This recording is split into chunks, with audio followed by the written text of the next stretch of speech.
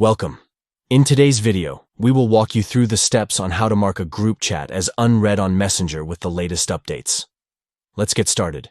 Firstly, open the Messenger app on your Android device. Once you're in the app, head to the Chats tab where all your conversations are listed.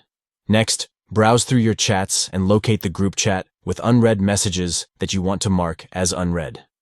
Identify the group chat by the unread message indicator. Now, long tap on the group chat to bring up additional options related to the chat. This action will allow you to access specific settings for the group. Lastly, tap on the Mark as Unread option within the group chat settings. By selecting this option, you indicate that you want to mark the group chat as unread, ensuring you can revisit it later. By following these straightforward steps, you can efficiently manage your group chats on Messenger by marking them as unread. This feature helps you keep track of important messages and prioritize your group conversations. Thank you for watching this tutorial on how to mark a group chat as unread on Messenger. Stay tuned for more informative content to enhance your messaging experience.